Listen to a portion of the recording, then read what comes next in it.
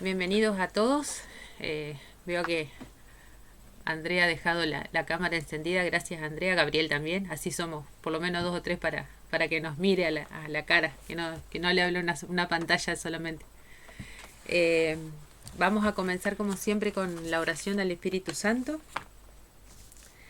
En el nombre del Padre, del Hijo, del Espíritu Santo. Amén.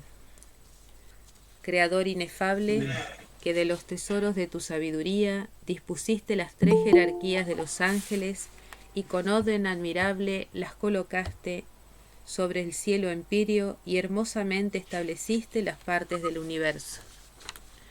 Tú, que eres llamado verdadera fuente de luz y de la sabiduría, y además principio supereminente, dígnate infundir sobre las tinieblas de mi intelecto un rayo de tu claridad, que remueva de mí las dos tinieblas con las que he nacido, el pecado y la ignorancia.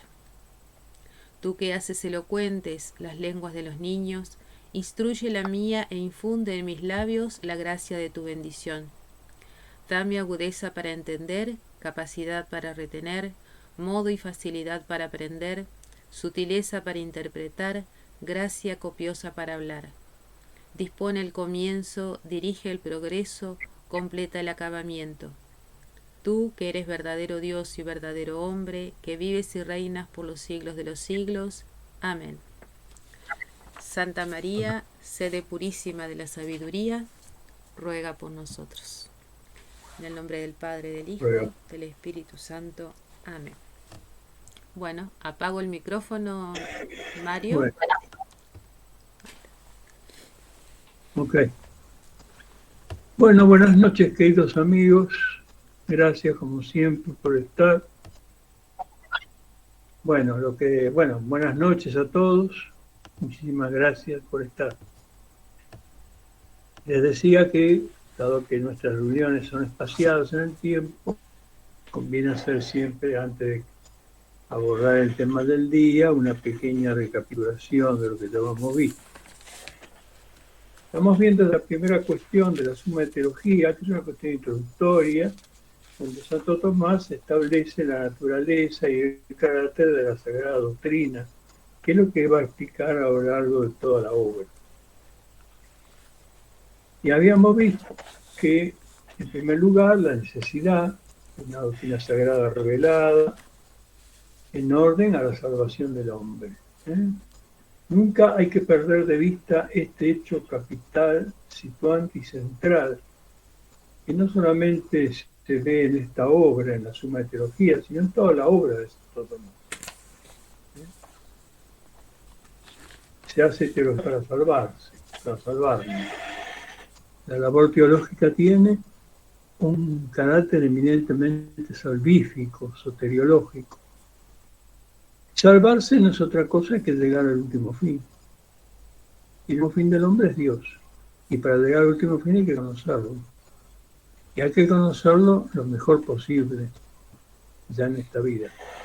Y si bien las ciencias humanas nos dan mucha información acerca de Dios, de hecho está como testimonio toda la filosofía precristiana, sin embargo, ese saber no es del todo suficiente.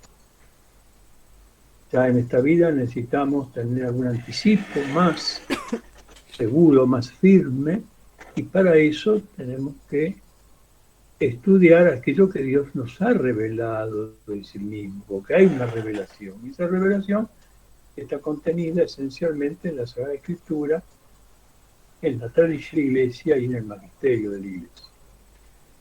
Entonces, lo primero que establece Santo Tomás, como vimos, es la necesidad de una ciencia distinta de las ciencias humanas, que es esta ciencia, que él llama Sacra Doctrina o Sagrada Doctrina.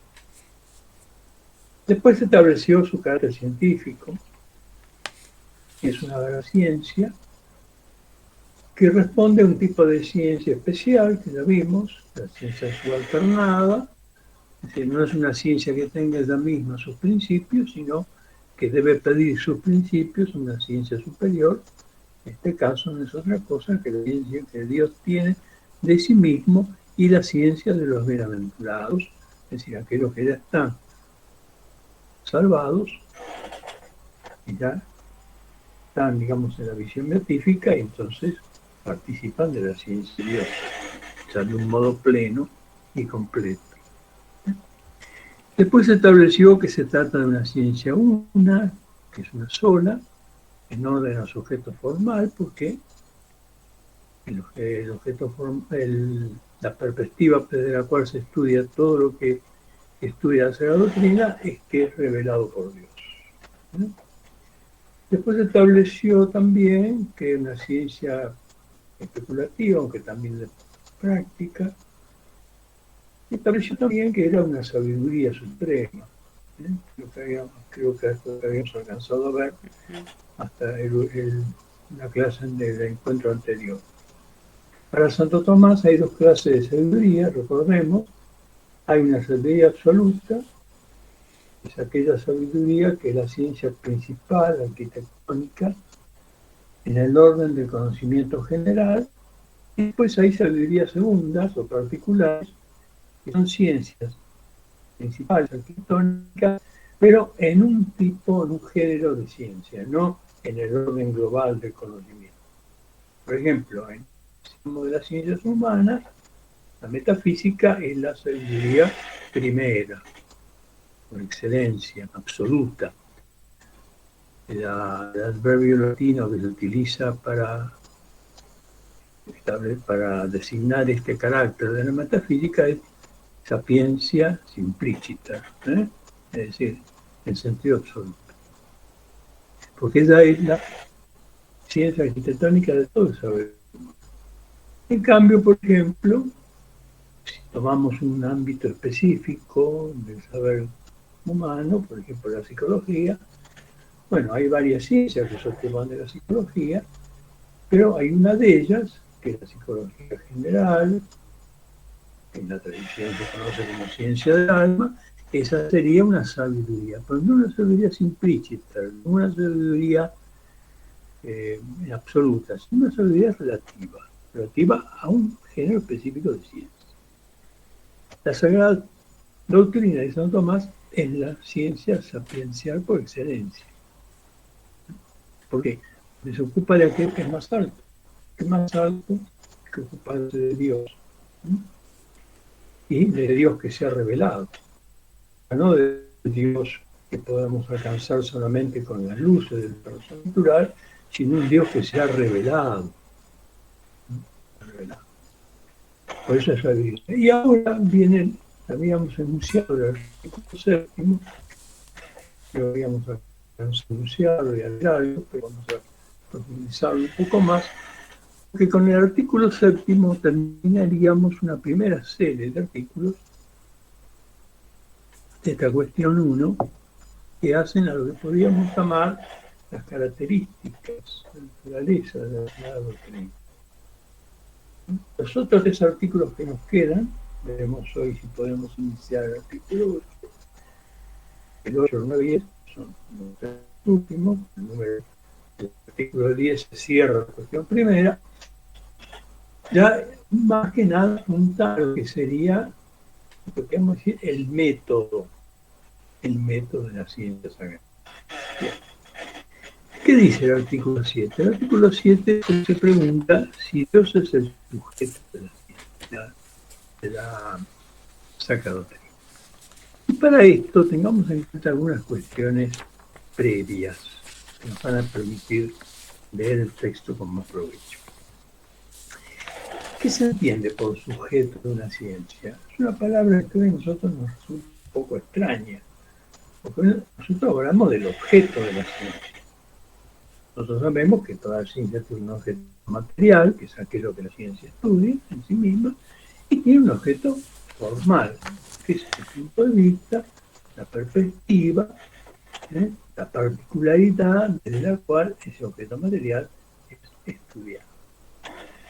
Sin embargo, acá, en la terminología escolástica, aparece esta palabra sujeto, que aparece junto con objeto. Entonces yo creo que tenemos que precisar un poco esta terminología. ¿Qué significa sujeto? Lo que nosotros llamamos también los medievales llamaban el objeto formal terminativo, es decir, aquella perspectiva, aquel punto de vista del cual es el estudiado el objeto material, también recibía, y con más propiedad quizás, el nombre de sujeto. ¿Por qué? Porque esa perfección, esa particularidad, ese aspecto propio de cada ciencia, viene a ser, como digamos, aquello en lo cual la ciencia se apoya. ¿Eh? Sujeto quiere decir eso, sujeto es lo que está debajo. Subjectum, subjecto, lo que está debajo. Por lo tanto, la ciencia se apoya en eso. Y eso es propio del realismo. Porque en el realismo medieval, el realismo clásico, aristotélico tomista, la ciencia es siempre ciencia de algo real.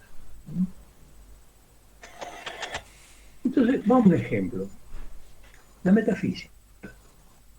¿De qué se ocupa? Se ocupa de ser.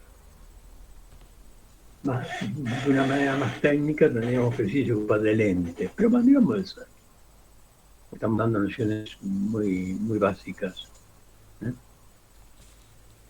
Pero, ¿desde qué perspectiva se ocupa del ser? De ninguna perspectiva particular. Se ocupa del ser en tanto el ser mismo, el ser en sí mismo. Lo que Santo Tomás llama ente subratione entis. Es decir, el ente o el ser, bajo la razón misma de ser, o de ente. Tomemos ahora, y bueno, por eso estudia sus causas, estudia sus propiedades, sus cualidades, etc. ¿Cuál sería entonces el sujeto de la metafísica? El ente, bajo la razón formal de ente. ¿Por qué? Porque la metafísica, ¿dónde se apoya como conocimiento real? Se apoya en el ser, pero en un ser visto en la perspectiva mismísima de ser en tanto que ser, o de ente en tanto que ente. Hagamos ahora, comparemos la metafísica con otra ciencia, la filosofía de la naturaleza, la cosmología. ¿Qué estudia la cosmología o filosofía de la naturaleza? También estudia el ente, pero el ente bajo la razón general de ente no. Estudia una clase de entes que son los entes sujetos por su propia naturaleza a la transformación, al cambio y al movimiento, lo que se conoce técnicamente como el ens móviles, es decir, como el ente móvil. Es decir, no estudia distintamente lo que hace la metafísica, estudia el ente en sí mismo, su relación ente, como dice Tomás. La metafísica, la naturaleza estudia el ente, su razione motus, es decir, bajo la razón del movimiento. ¿Cuál entonces es el sujeto de la filosofía de naturaleza? Esa parte de la realidad donde la filosofía de la naturaleza está como sentada. El ente es móvil, el movimiento. Por eso lo propio de la filosofía de la naturaleza es el movimiento. Pongamos un último ejemplo, las matemáticas. Las matemáticas también estudian el ente. Pero ¿bajo qué aspecto formal? En cuanto el ente es objeto de una cuantificación o de una magnitud, o de una numeración, perdón. Entonces, ¿cuál sería el sujeto de la matemática? El ente, en tanto es mensurable y cuantificable. Estudia la magnitud y el número. Bueno, estos sencillos ejemplos nos permiten entonces entender qué quiere decir Santo Tomás cuando habla del sujeto de la ciencia, y ahora, como vamos a ver enseguida, el sujeto de la Sagrada Doctrina. Hablando justamente de esa perspectiva propísima, desde la cual cada ciencia estudia su objeto formal terminativo, objeto formal 4. Hay un tercer objeto que dice, pero eso lo dejamos para un curso de epistemología. Ahora estamos tratando de tomar algunos elementos muy básicos de la epistemología tomista para poder entender el texto que estamos ver. Bien. Otro aspecto a subrayar, aparte de del tema del sujeto, es que Santo Tomás con frecuencia, y aquí lo hace en el texto del artículo 7, acude a una especie de una especie de comparación o de relación entre una ciencia y una potencia o facultad. Y así dice, por ejemplo, toma por ejemplo la vista. Bueno, la vista es capaz de ver una multitud de objetos, todos distintos.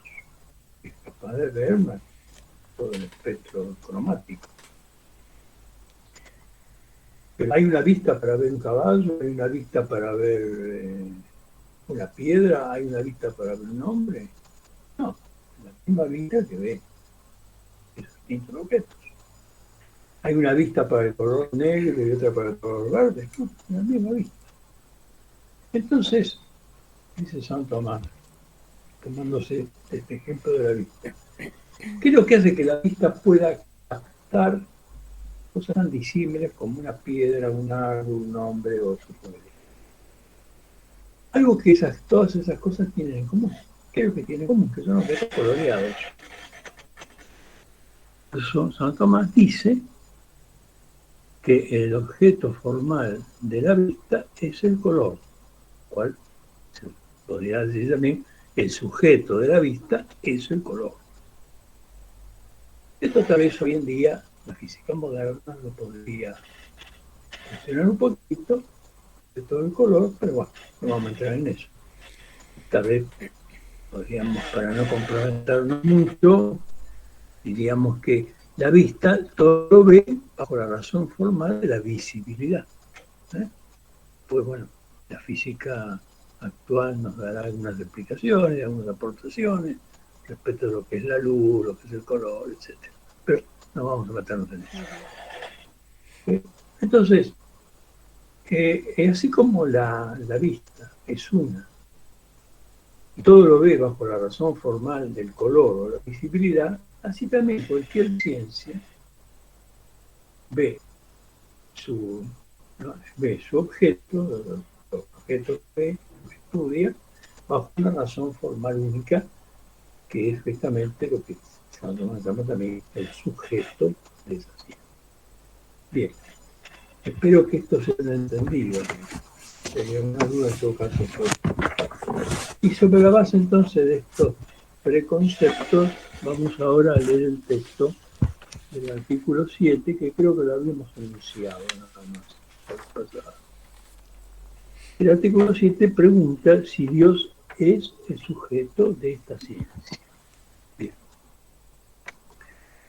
Siguiendo nuestro método de leer el enunciado, la proposición contraria, el ser contra o el pero en contra, y después leer las expresiones y la respuesta, decimos objeciones por las que parece que Dios no es el sujeto de esta ciencia.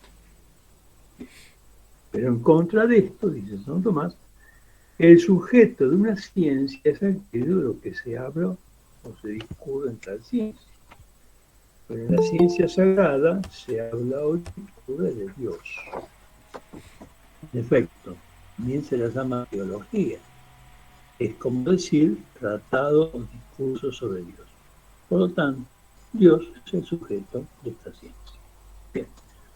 Como siempre tenemos entonces las dos posturas. Dios no es el sujeto de esta ciencia, Dios es el sujeto de esta ciencia. Y vamos a ver ahora la solución o respuesta que Santo Tomás da frente a estas dos posturas contradictorias. Voy a leer el texto y después la vamos a analizar. Lo voy a recorrer un texto y después lo vamos a analizar. Dice así: hay que decir Dios es el sujeto de esta ciencia. La relación que hay entre una ciencia y su sujeto es la misma que hay entre una facultad o hábito y su objeto. El objeto propio de una facultad o hábito lo constituye el aspecto bajo el cual lo considera tal facultad o hábito. Así, el hombre y la piedra son considerados por la vista bajo el aspecto del color. De ahí que el color sea el objeto propio de la vista. Ahora bien, todo lo que trata la doctrina sagrada lo hace teniendo como punto de mira a Dios. Bien porque se trata de Dios mismo, bien porque se trata de algo referido a Él como principio y como fin.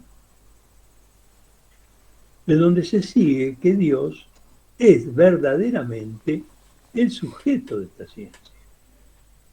Eso mismo, además, resulta manifiesto por los principios de esta ciencia, que son, como sabemos, los artículos de la fe, la cual la fe proviene de Dios.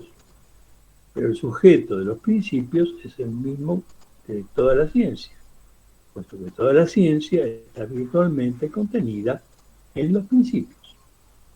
Es verdad que ha habido quienes, considerando lo que se trata en esta ciencia y no el aspecto bajo el cual se trata, le han asignado a la doctrina sagrada como sujeto otro sujeto. Por ejemplo, los hechos y los signos, la obra de la reparación o el Cristo total, esto es la cabeza y los miembros. Cierto que en esta ciencia se trata de todo esto, pero siempre en cuanto referido a Dios. Hasta aquí entonces el texto que acabo de leer. Vamos a analizar. Vamos a ir desmenuzando por partes. En primer lugar, San Tomás comienza afirmando taxativamente: Dios es el sujeto de la Sagrada Doctrina. Y acude, como dije antes, a esa comparación, a esa relación que él ve entre una facultad o hábito y una ciencia. Y pone el objeto de la vista, el mismo que acabamos de exponer. Como la vista, siendo una sola ella como facultad, como potencia o facultad, ve muchas cosas bajo un solo y único aspecto formal, que es el aspecto del color. Entonces, partiendo de esta comparación, dice Santo Tomás, aplicando, digamos, esta noción de sujeto de una ciencia, que él la pone en ese ejemplo tan sencillo de la vista, ahora lo va a aplicar a la teología.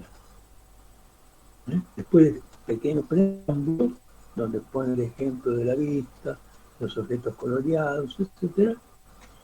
Ahora va a poner, aplicar, va a bajar desde el ejemplo sencillo a la materia que está tratando, que es la Sagrada Doctrina. Y si todo lo que trata la doctrina sagrada lo hace teniendo como punto de mira Dios.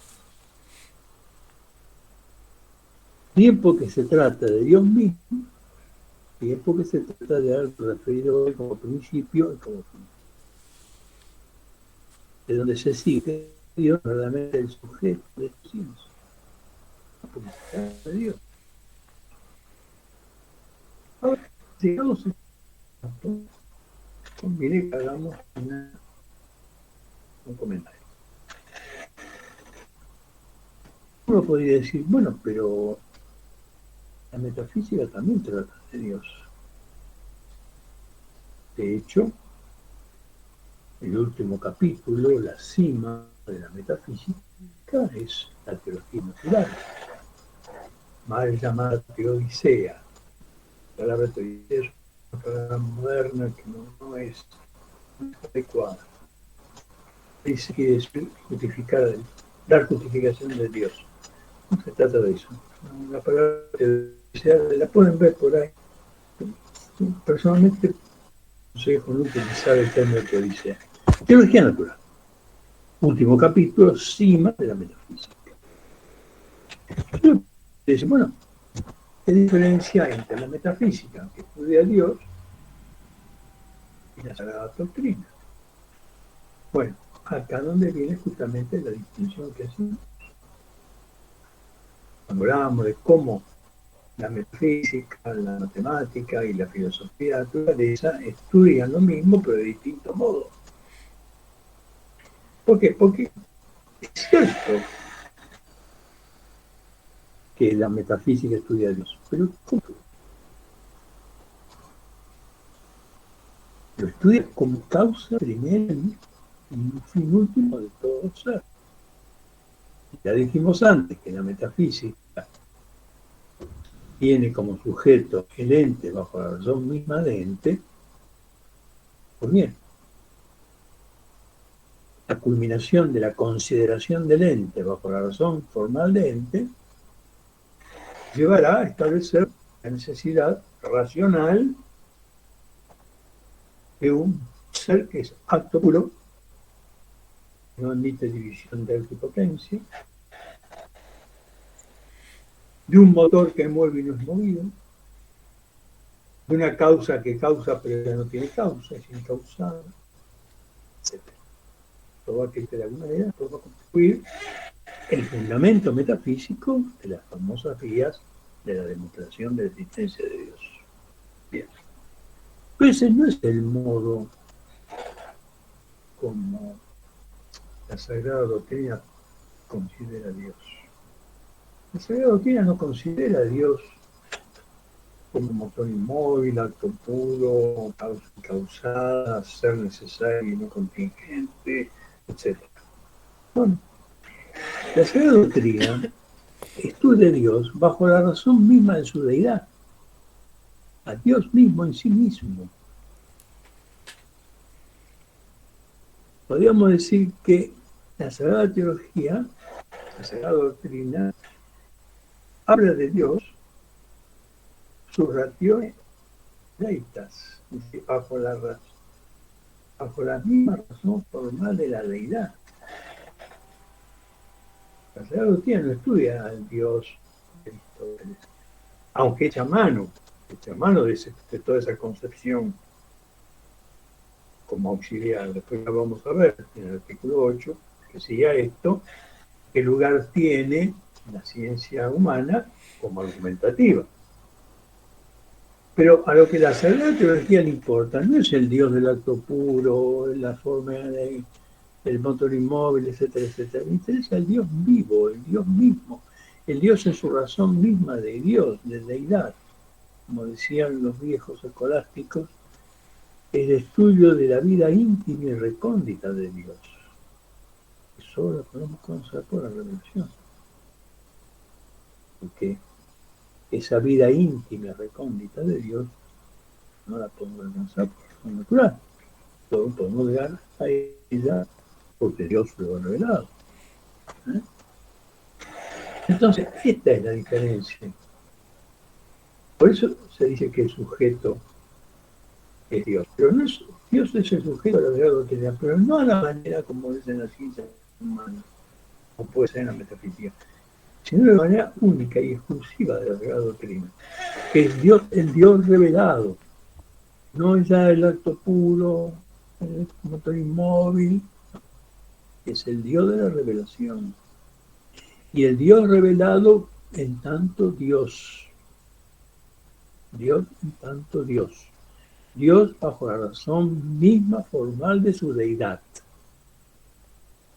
Y esto es muy, muy importante. Y esto es original en Santo Tomás, históricamente. Porque algunos contemporáneos, y a esto se refiere el último párrafo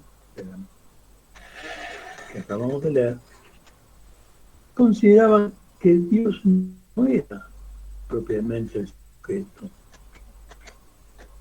en la teología sagrada, sino que distintas cosas, los signos, la historia de la salvación, la cristología. Santo Tomás dice, sí, la teología se ocupa de todo eso. Pero todo eso se ocupa en tanto y cuanto se ordena a Dios. Pero este ordenarse a Dios se ha de entender, repito, y esto enfatizo en esto, para que se entienda el texto y el contexto de lo que estamos leyendo, es ordenarse a Dios como Dios mismo, Dios en su misma deidad. Dios en cuanto es Dios. Esto es muy, muy importante. Por eso dice en el último párrafo, es verdad que ha habido algunos, estos algunos pueden ser históricamente mismo San Romano, su maestro, Hugo de San Víctor. Tomás en eso era muy delicado, lo rebatía a alguien, no nombraba. Cuiden, dice, ¿no? En latín. Mirando lo que se trata de esta ciencia, y no el aspecto bajo el cual se trata, y ha asignado a la doctrina sagrada otro sujeto. Por ejemplo, los hechos y los signos, los hechos que están en la Biblia, lo que esos hechos significan, la obra de relación, el Cristo total, esto es la eclesiología, no me sé, Cristo y su iglesia. Yo creo que en las ciencias se trata todo esto, pero siempre en cuanto a referido a Dios. Entonces es claro en esta respuesta que el sujeto de la Sagrada Teología es Dios. Pero Dios visto en su deidad misma, en esa vida íntima y recóndita que solo nos puede dar vida. Aquí no en este texto, después de las objeciones, después de especificar un poco, cuanto más no entra en esta distinción. Está en el texto porque de entrada ha dicho la fuente de esta ciencia, los principios cuales ya dependen, es la fe, es lo revelado. Es lo revelado. ¿Y qué es lo que nos revela Dios en la Biblia? ¿Es motor inmóvil? ¿Es causa incausada? No, eso lo revela. Nos revela su vida íntima y recóndita. Nos revela su intimidad planetaria. Nos revela su condición de creador y de redentor. Eso es el Dios que te revela. Lo otro es un atisbo. Muy valioso, sin duda, muy valioso, valiosísimo. Lo que los filósofos precristianos pudieron saber acerca de Dios es valiosísimo. Y es una preparación para recibir la palabra. Eso está en la mejor tradición de la Iglesia. Las obras de los grandes filósofos precristianos es una preparación angélica, es una preparación para recibir la revelación. Bien. Vamos ahora a la lectura de las objeciones y de las respuestas respectivas. No sé si sigo o hay alguna duda o algo. ¿Tiene alguno plantear alguna duda o sigo? Bueno.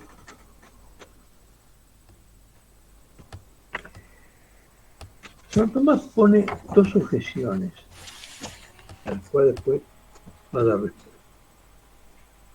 La primera objeción está sacada de un texto de Aristóteles, los primeros analíticos. Los segundos analíticos, los posteriores. Aristóteles escribió dos obras lógicas.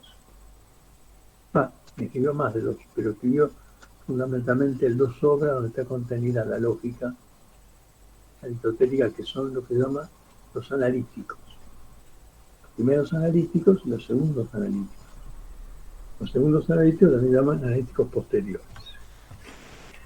Según dice el filósofo analítico primero de los analíticos posteriores, toda ciencia necesita suponer o saber respecto del sujeto que es.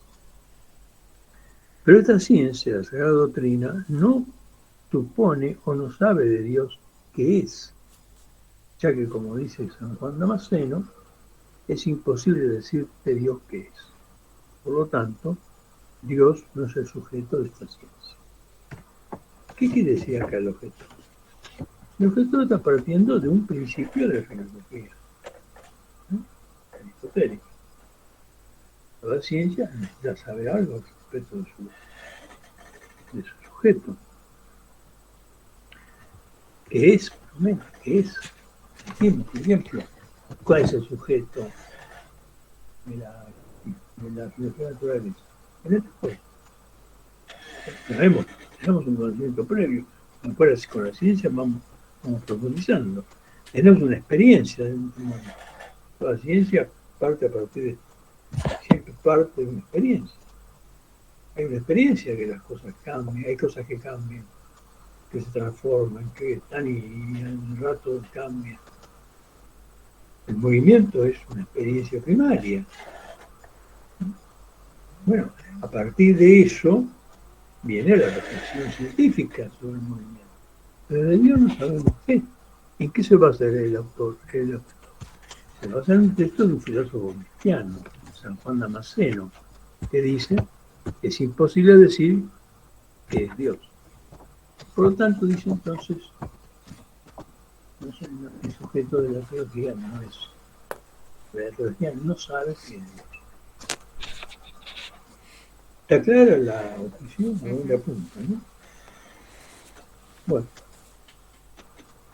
¿cómo responde Tomás a dice, a la primera objeción que dice, aun cuando no podamos decir de Dios qué es, sin embargo, en esta doctrina sagrada tomamos sus efectos, ya sea de naturaleza o de gracia, en lugar de la definición para considerar lo que en esta doctrina se dice de Dios. Como también en algunas ciencias filosóficas se demuestra algo de la causa por el efecto, tomando el efecto en lugar de la definición de la causa. Bueno, esta definición admitiría varias respuestas, pero Santo Tomás ha elegido una. Y es esta, que si bien no se puede conocer en su esencia qué es Dios, sí lo podemos conocer a través de sus efectos. Y fíjense qué distinción sutil que hace. Los efectos de naturaleza o de gracia. Es decir, los efectos de Dios como creador del orden natural y los efectos de Dios como dador de gracia. El Dios creador es el Dios que ha puesto en la existencia las criaturas, y esas criaturas son efectos naturales a través de las cuales podemos ver a Dios. Pero está también los efectos de la gracia, la redención, los sacramentos, la iglesia. Esos son efectos de la gracia divina. Y a través de esos efectos podemos llegar entonces al conocimiento, a un cierto conocimiento de Dios. Sama dice, y también esto, para reforzar su contraargumento, dice, esto también ocurre en algunas ciencias humanas, en las ciencias filosóficas, donde se demuestra algo de la causa por el efecto. Ellos le llaman las famosas ciencias Rotter-Wick.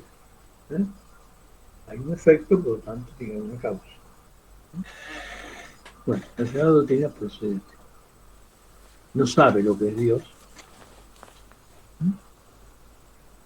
Nadie lo sabe.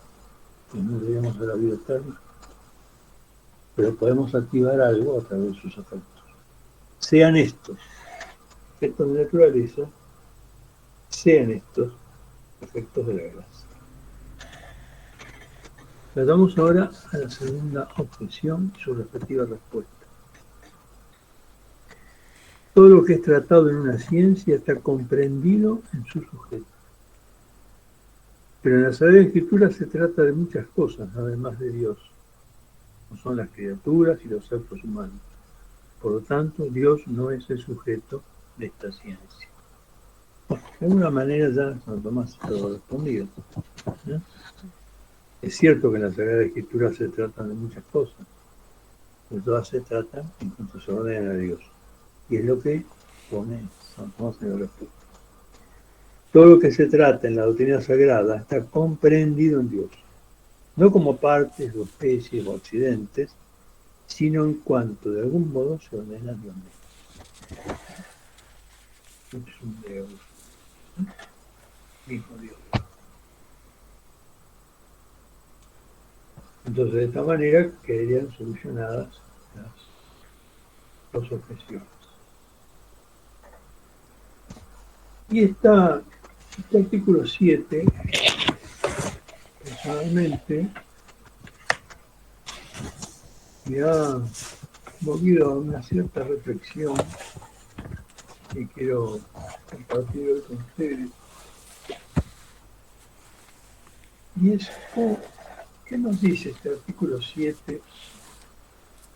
Donde Santo Tomás con tanta claridad, tanta precisión establece que el sujeto es Dios, no hay otro sujeto en la Sagrada Teología. Y Dios bajo la razón hija de Dios. Respecto al panorama de ciertas teologías contemporáneas.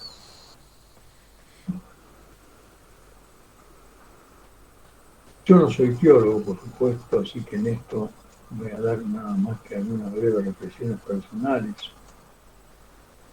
Pero todos sabemos que hay ciertos problemas en la teología contemporánea, o en las teologías contemporáneas, que no estudian a Dios en sí mismo, en su deidad, en su vida íntima y recóndita,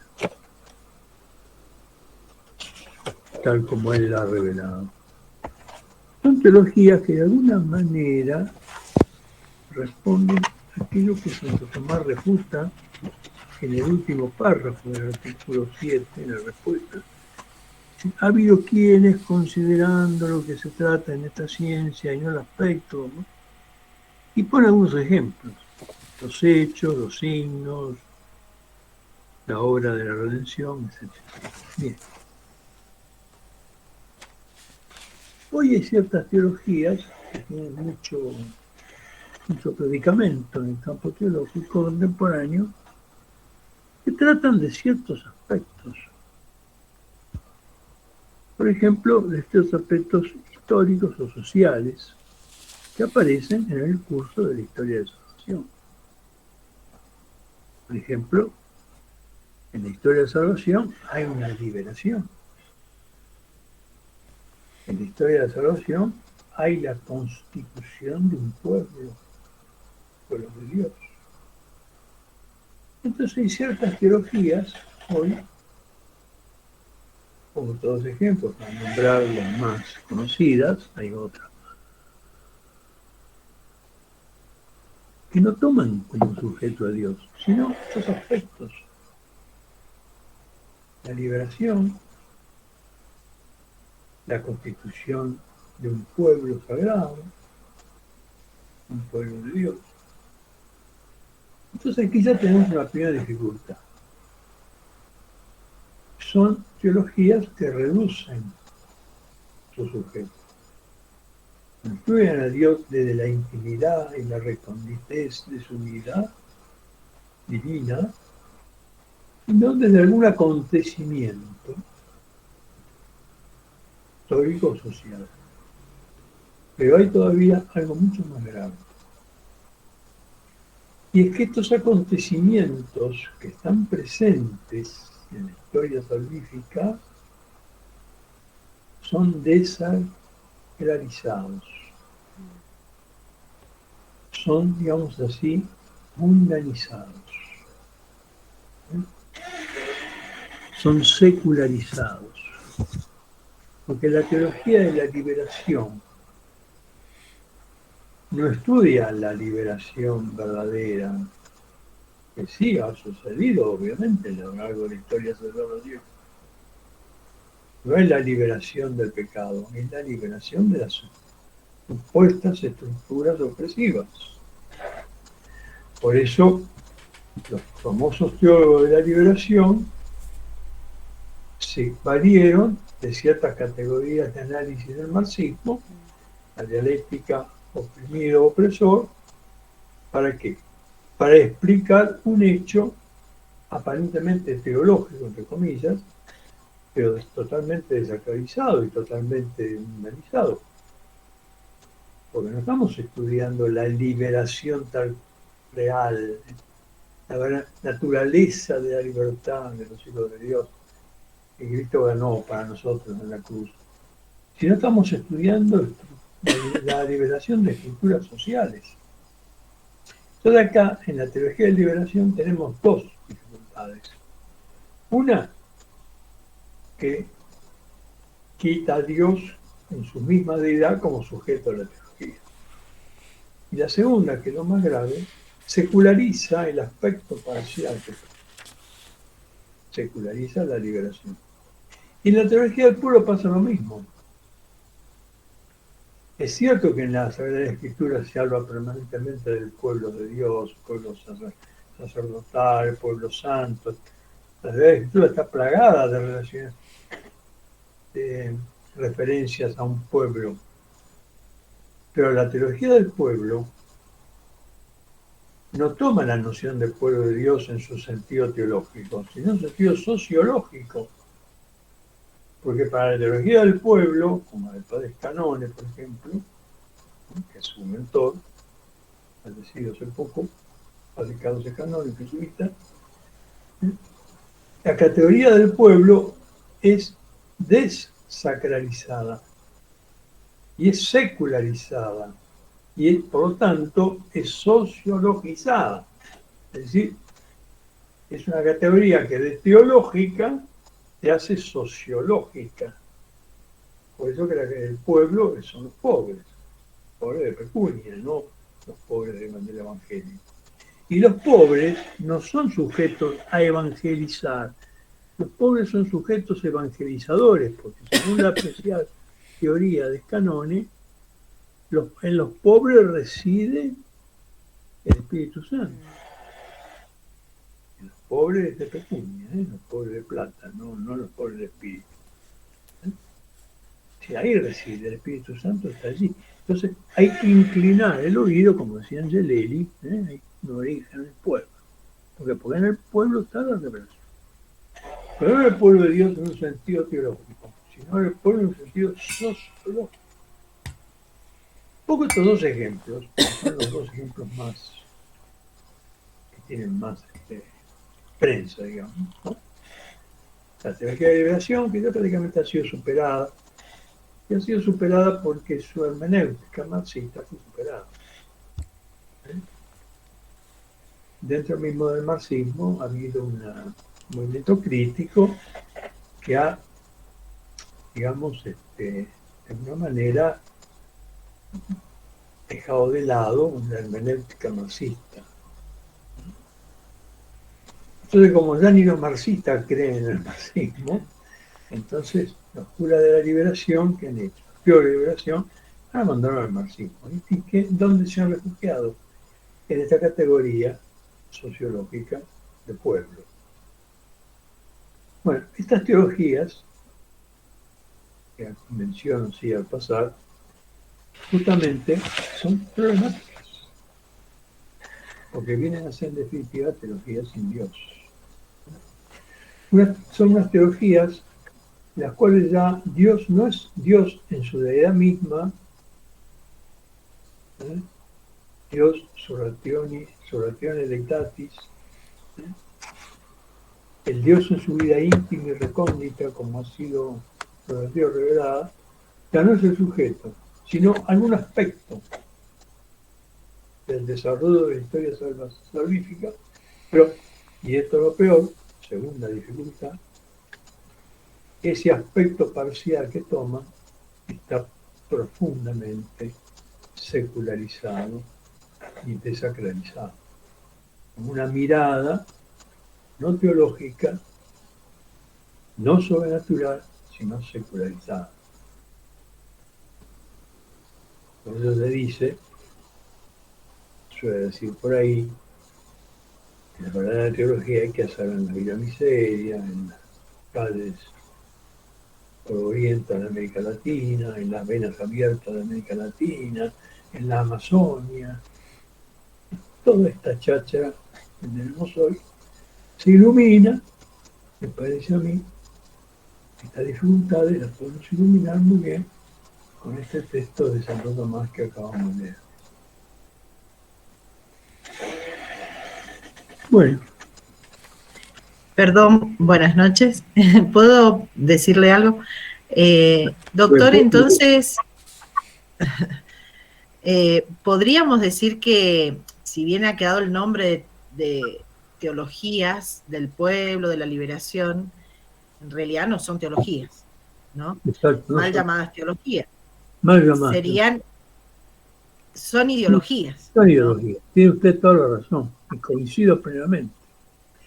Y hay algo más, mire, hay un libro muy interesante de un querido amigo nuestro, el padre Horacio Bojorge, y yo digo que es rioplatense, porque nació en Uruguay, pero va y viene. Vive entre Argentina y Montevideo. Es un hombre de edad nonogenario, un gran biblista. Ha escrito un libro muy interesante que se llama Teologías de Isida. Teologías de Isida, me dijo. Son teologías que matan a Dios, o pretenden matar a Dios.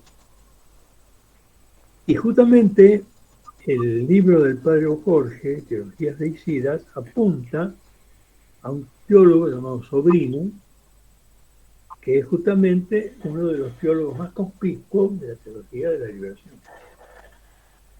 Es un teólogo jesuita.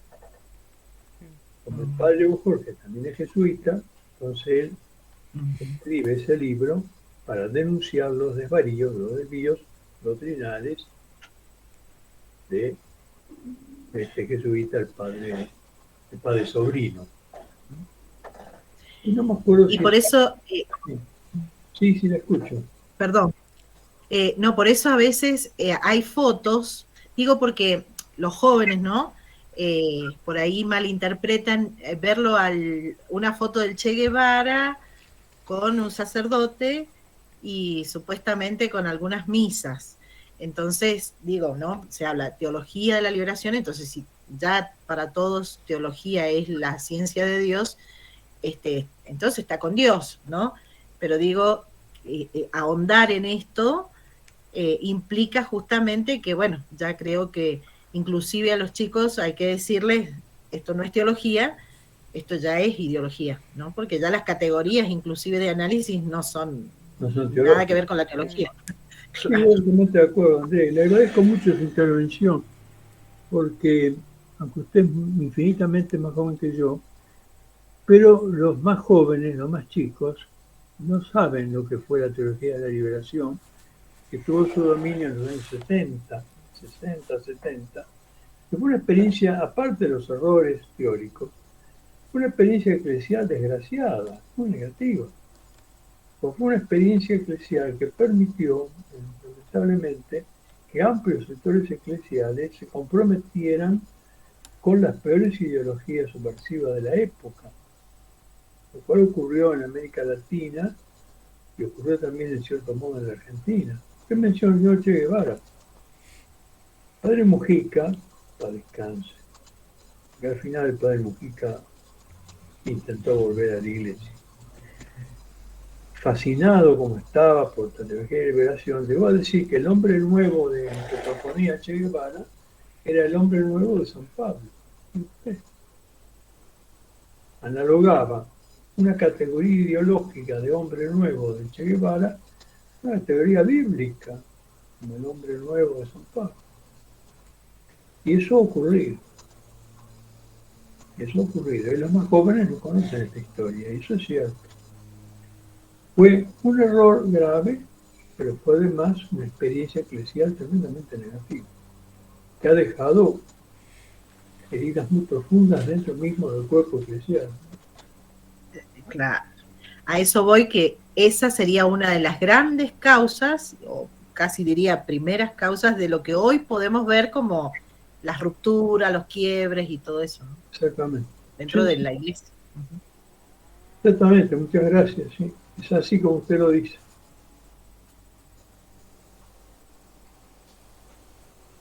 ¿Alguna otra pregunta o comentario?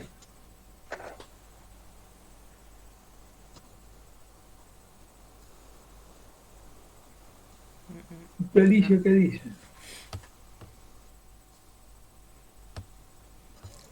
Sí, por ahí a veces corremos el riesgo, como decía Alejandra, de movernos siempre en el ámbito de la teoría y de la especulación y no ver que todos los contenidos filosóficos y teológicos tienen una consecuencia directa en la realidad, es decir, y que la salvación se realiza en el tiempo, es decir, en la historia. Exactamente. No son, no, Exactamente. este, sí, sí.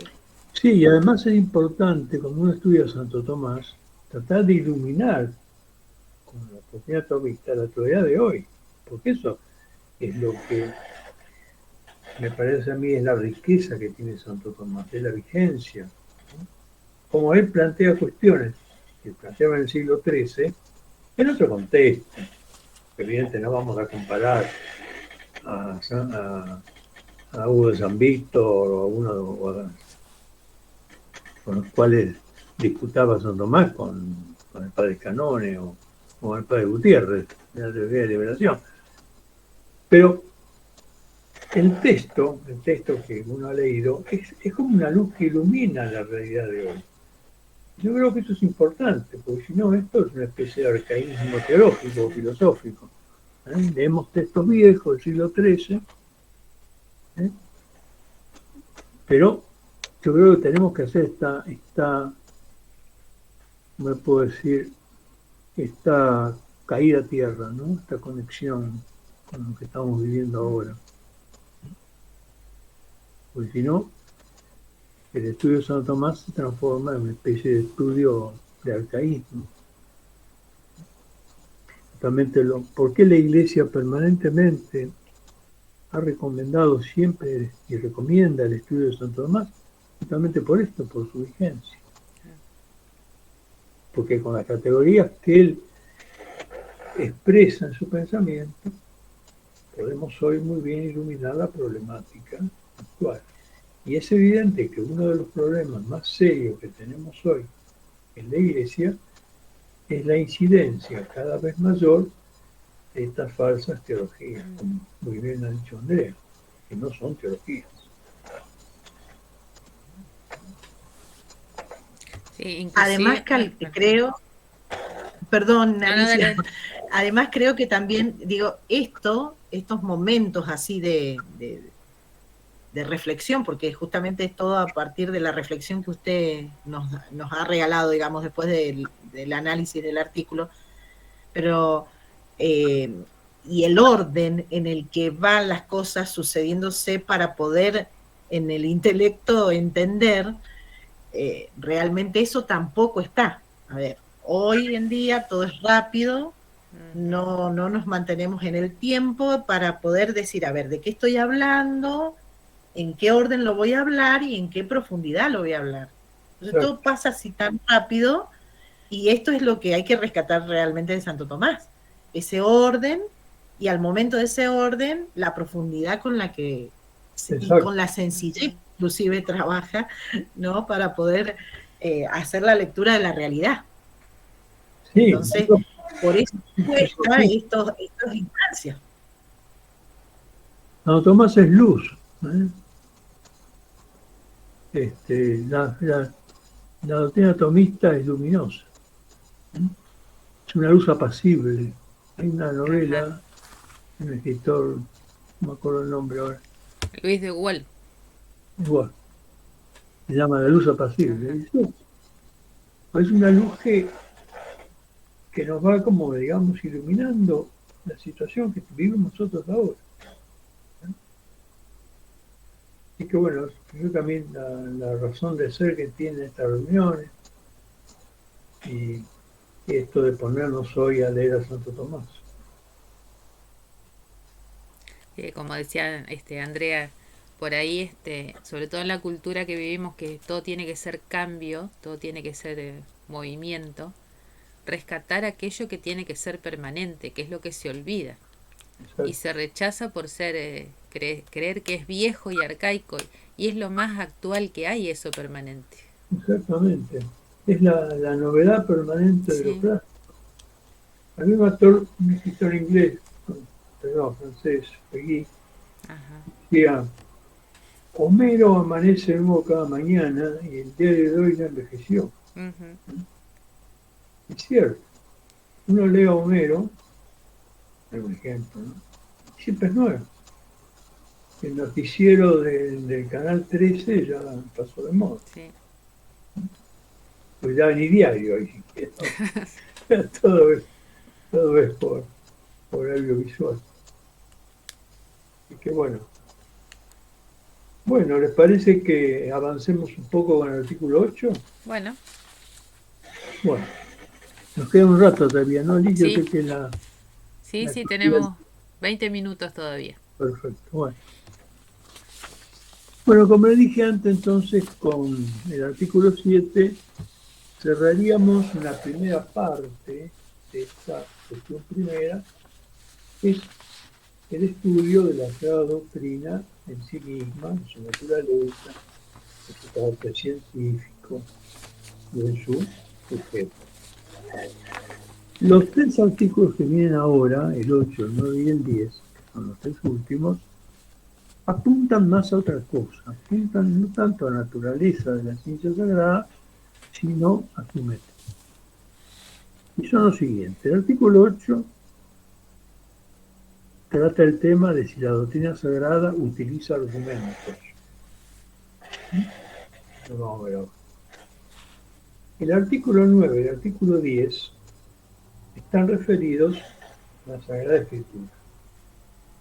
Tienen su razón de ser, porque obviamente, si la fuente, como hemos dicho, la fuente de la cual tomamos sus principios, la ciencia sagrada, es la ciencia de Dios que ha sido revelada, y esa revelación se contiene esencialmente, no únicamente, pero esencialmente en la Escritura, el teólogo necesita un método para abordar la Sagrada Escritura. Por eso que el artículo 9 se plantea si la Sagrada Escritura puede usar metáforas, es decir, imágenes. Un artículo muy interesante desde el punto de vista incluso de la poética. Y el artículo 10 es muy importante porque dice en cuántos sentidos se puede leer un texto bíblico. Se puede leer todo en sentido literal o aparte hay otros sentidos.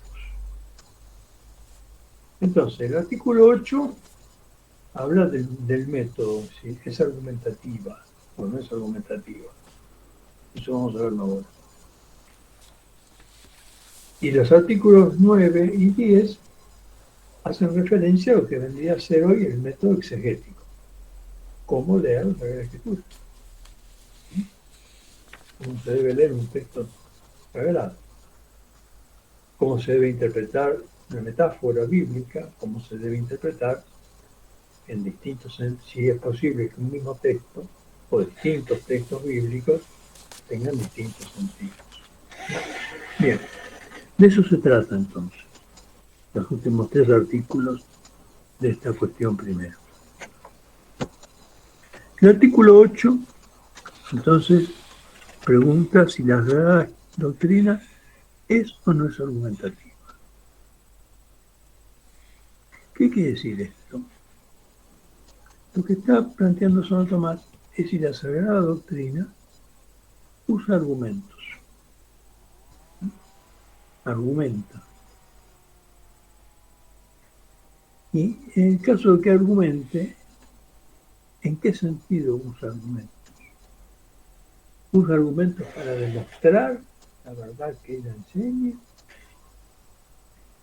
usa argumentos para explicar esa verdad y a partir de una verdad deducir otras, usa argumentos para defender en la apologética esa verdad cuando esas verdades son atacadas o son rechazadas. Bueno, de eso se trata. Entonces, el enunciado dice: objeciones por las que parece que la doctrina sagrada no es argumentativa, no usa argumentos. Y en el ser contra pone dos objeciones, después las leeremos, no creo que hoy, pero la vez que viene. Pero en contra dice, está lo que se dice en la carta a Tito, capítulo 1, versículo 9, respecto de los obispos, que es el obispo, ¿no? Que el obispo se atenga a lo que es conforme según la doctrina, la palabra fiel, para que sea capaz de exhortar en la sana doctrina y de arguir con quienes la contradicen. Parecería que este texto bíblico, tomado de la carta a Tito, capítulo 1, versículo 9, estaría como induciéndonos a pensar que en la labor del teólogo se debe arguir, debe tomar argumentos. Hay otro texto que, porque San Tomás tiene una otra obra posterior, no, es contemporánea a su teología. Es un pequeño opúsculo que llama sobre las razones de la fe. Relationibus Fidei. Que es un opúsculo muy interesante que trata más o menos este mismo tema. Y es parte del texto de San Pedro, de una de las cartas de San Pedro, cuando San Pedro dice, debemos dar razones de nuestra fe. Así que no solamente debemos exponer la fe, debemos arguir, dar razones. Por eso el opúsculo se llama de las razones de la fe, sobre las razones de la fe. Relationibus Fidei. Voy a ver si por ahí encuentro algún párrafo del Relationibus Fidei y para la vez que viene lo podemos leer, porque complementaría esta lectura. Bueno, vamos a ver qué contesta Santo Tomás. Como siempre vamos a leer primero el texto y después vamos a ir analizando. Hay que decir, así como las otras ciencias no argumentan para probar sus principios, sino que partiendo de tales principios argumentan para demostrar otras cosas que hay en ellas, de la misma forma la doctrina sagrada no argumenta para demostrar o probar sus principios, que son los artículos de la fe, sino que a partir de ellos argumenta para probar otras cosas. Por ejemplo, el apóstol, en la primera carta a los Corintios, capítulo 15, versículos 12 y siguientes, partiendo de la resurrección de Cristo, argumenta para probar la resurrección de todos los hombres. Sin embargo, hay que tener presente que dentro de las ciencias filosóficas, las inferiores ni prueban sus principios, ni discuten contra quien los niega, sino que dejan que esto lo hagan las ciencias superiores. La metafísica, que es la suprema de las ciencias filosóficas, discute contra quien niega sus principios, siempre que éste esté de acuerdo en algo. Pues si el interlocutor lo niega todo, a la metafísica no le es posible discutir con él, aunque sí puede resolver sus problemas. El problema que plantea el objetor, ¿no? Por tanto, dado que la Sagrada Escritura no tiene como superior otra ciencia, discute con quien niega sus principios. Si éste está de acuerdo en algo de los principios que se tienen por revelación, entonces argumenta. Así, con la autoridad de la Sagrada Escritura, discutimos contra los herejes. Bueno, La palabra hereje está pasada de moda, pero son los hermanos separados. Y con un artículo de fe lo hacemos contra quien niega a otro. Si por otra parte el adversario no cree nada de lo que Dios ha revelado, ya no hay posibilidad de hacerle ver con razones los artículos de la fe, aunque sí se pueden resolver los problemas que plantea contra la fe, si es que lo hace.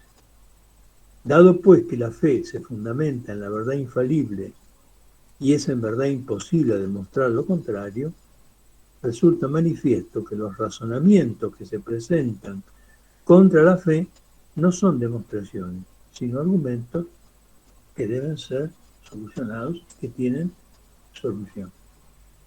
Bueno, texto muy rico, tiene muchas implicancias, que vamos a ver ahora hoy poco, y dejaremos para la próxima reunión una profundización mayor.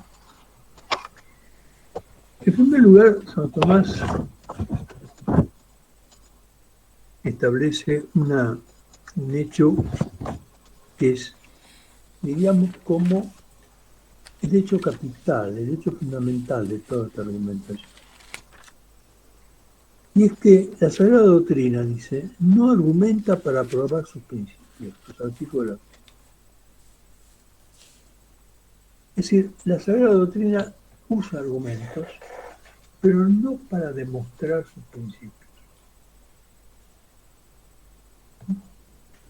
¿Por qué? Y lo compara con algunas ciencias humanas. ¿Por qué algo no se puede demostrar? En el caso de las ciencias humanas, por ejemplo la metafísica no tiene por qué mostrar sus principios, porque es parte de los primeros principios. Los primeros principios son evidentes de estudio. Por lo tanto, no requieren demostración. La metafísica parte de los primeros principios. El todo es mayor que la parte, nada puede ser lo mismo bajo el mismo aspecto, nada puede ser dos cosas contrarias bajo el mismo aspecto, etc.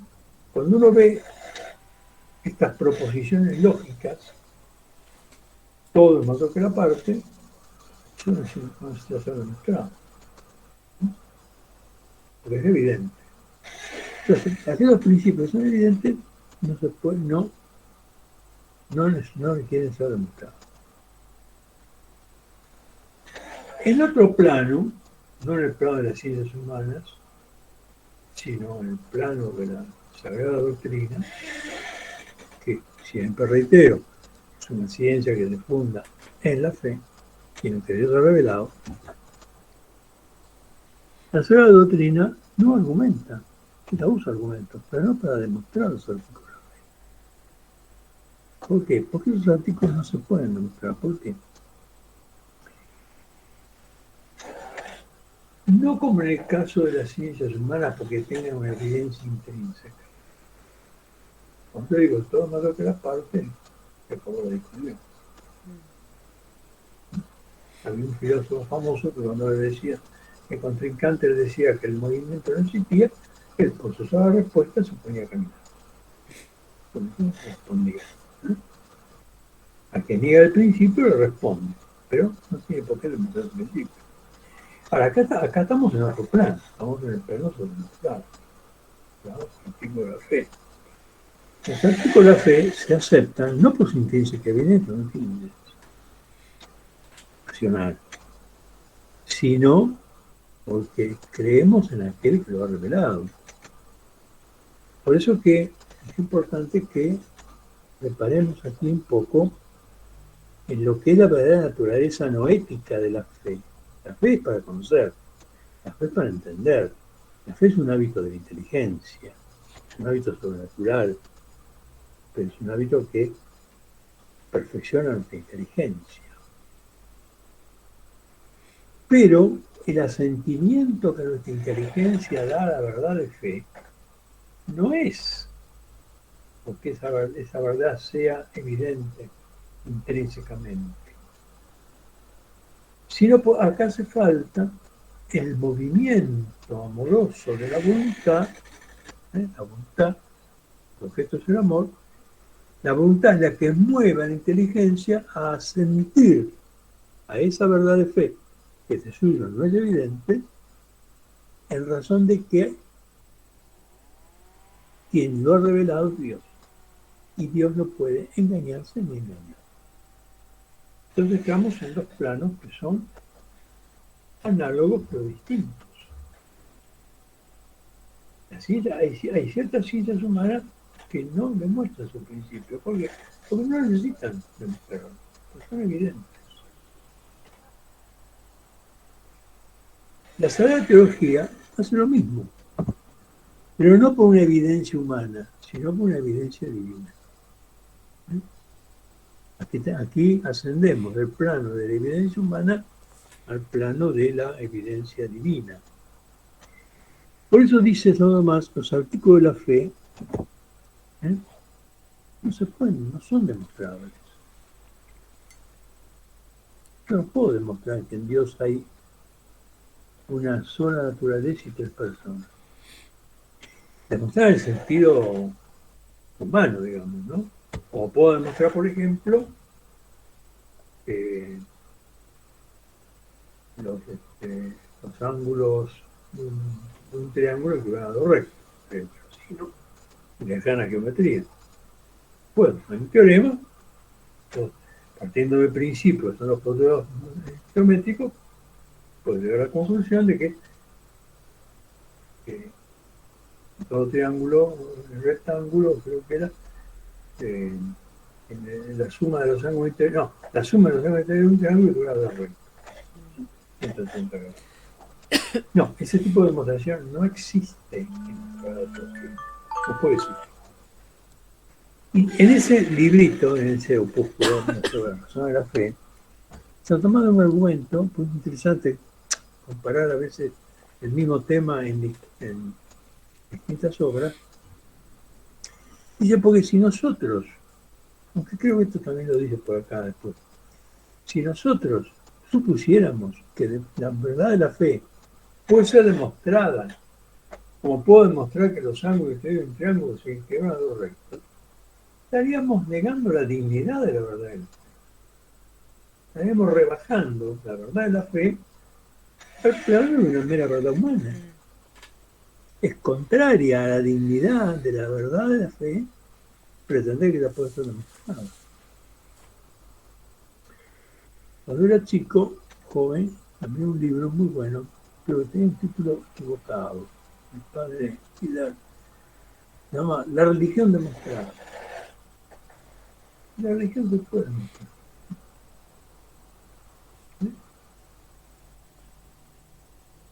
Se puede demostrar. Los artículos de la fe no se pueden mostrar.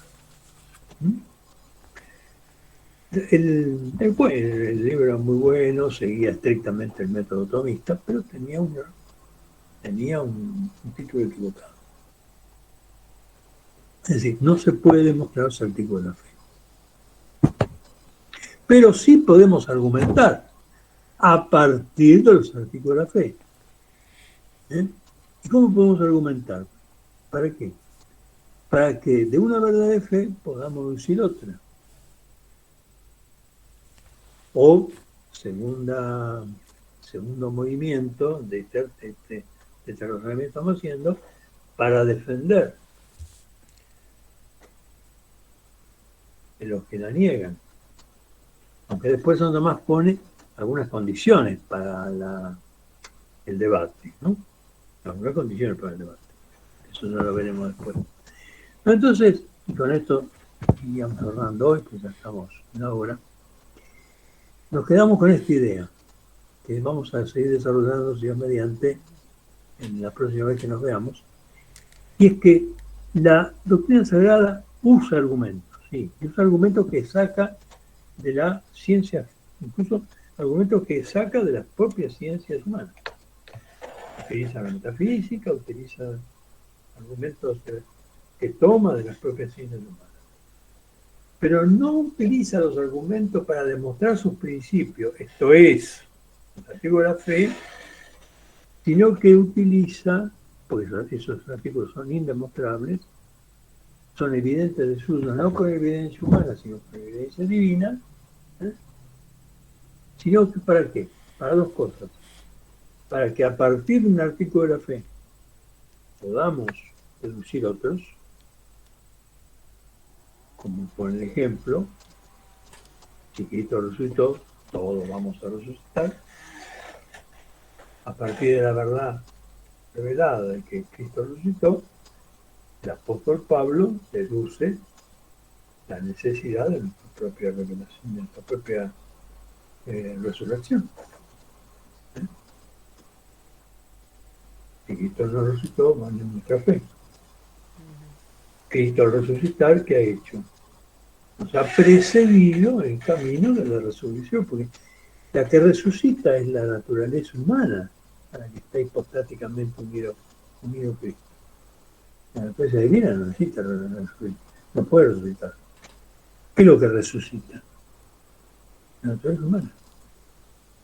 Y si la naturaleza humana, asumida por Cristo, resucitó, es que nosotros no podemos resucitar. Entonces, a partir de una verdad, como es la resurrección de Jesucristo, se deduce la resurrección universal, general, de todo el género humano.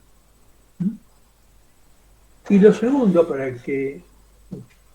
lo cual utiliza la ciencia de los argumentos, es para debatir, para rebatir. Para rebatir. Aquellos que niegan, o para solucionar las dificultades que algunos pueden presentar. Pero para esto último, nos vamos a poner una serie de condiciones. Es que con aquel que niega algo, para poder debatir, tiene que aceptar algo. Si no se acepta algo, no se puede debatir. Y cierro esto con una anécdota. Hace un tiempo vino a Buenos Aires un filósofo italiano muy importante, pero que es un escéptico total, Gianni Vattimo. Vino a la Universidad Católica de Buenos Aires. Y entonces, Gianni Vattimo es el promotor de una filosofía que llaman pensamiento débil. Según él no hay pensamiento. No puede haber pensamiento porque no hay fundamento alguno para el pensamiento. Entonces, un sacerdote, amigo mío, que estaba presente en la charla, dice: profesor Vattimo, ¿usted estaría dispuesto a debatir con los teístas? Y dijo: sí, pero con tres condiciones. No hay verdad, no hay realidad, no hay Dios. Entonces le dijo el sacerdote: con esas tres condiciones, profesor, ni de fútbol podemos hablar. Neanche di calcio possiamo parlare, ni siquiera de fútbol. Entonces, no hay diálogo, es imposible. Si empieza por negar lo real, la verdad y Dios. Bueno, con esto entonces cerraríamos por hoy. Nos tocaría el día 15, Alicia. El 15 de junio, si Dios quiere. Bueno, ahí estaremos, Sí. siguiendo la vida. Y seguiremos ahondando en este artículo 8, que es muy interesante, y abordaremos ya los últimos dos. Y como ya nos vamos acercando al final de esta cuestión primera, habrá que decidir si seguimos con la cuestión segunda, o si quieren que pasemos a considerar algunos temas particulares o especiales que están incluidos dentro de la Sagrada Doctrina. Yo eso lo mandé en el correo, en este último, cuando mandé el link, pidiendo que si había alguna sugerencia, ya que vayan viendo, si había algún tema para tratar, que me lo vayan diciendo por correo, entonces juntamos alguna información. Sí, yo creo que en una o dos clases más terminamos la cuestión primera. Ajá. Las dos cuestiones, la 9 y la 10, un poco densas, sobre todo la 10. Y antes de las vacaciones nos quedarían 1, 2, 3 encuentros. Y yo creo que vamos a necesitar, por lo menos, para terminar esto, 2 encuentros más. Bueno, Es decir, la vez que viene, terminaríamos el 8 y abordaríamos el 9. Y el 9 lo podemos terminar, que es breve. Es denso, pero breve. Y quedaría después el 10, que es el más denso, porque ya entra mucho en materia de exégesis bíblica, los sentidos, ahí tenemos que ver algunas cosas que van a llevar un poco más de tiempo. bien. Pero tal vez con dos encuentros más terminemos, o 3 a lo sumo, Ajá. terminemos con la cuestión primera. Usted decía de ver algo el próximo encuentro sobre el opúsculo de Santo Tomás de las cuestiones sobre la fe. De Racine Buffide, sí. Ajá. Hay No, una traducción española que publicó Gladius. No sé si está disponible, pero yo les puedo mandar, porque ajá. yo tengo traducido el texto, traducido para mí, no para publicar. Les voy a mandar algunas partes del texto traducido para que lo agreguemos al texto del artículo 8. Bien. ¿Me parece? Así lo envío por correo. Ajá. Claro, yo se lo hago llegar. Voy a seleccionar algunos. Es un opúsculo, es un texto breve sobre la razón de la fe. Lo tradujo un sacerdote argentino, muy bien traducido, y lo publicó Gladius. Pero no sé si estará disponible. Hace años que se publicó. Pero no importa, el texto está en latín y yo se los puedo. Y yo lo tengo traducido. Bien. Bueno. No tengo traducido todo el opúsculo, pero sí tengo traducido algunas partes y yo se las voy a ir mandando para que las agreguemos, completemos el texto del artículo 8. Perfecto. Bueno, muy bien. Bueno, muchísimas gracias, Al doctor. contrario, por favor, Alicia, al contrario, gracias a ustedes por la paciencia. Ha sido un gusto. Muchas gracias. Gracias. Muchas gracias. Santa noche. Chao, Villita. Adiós, adiós. Adiós.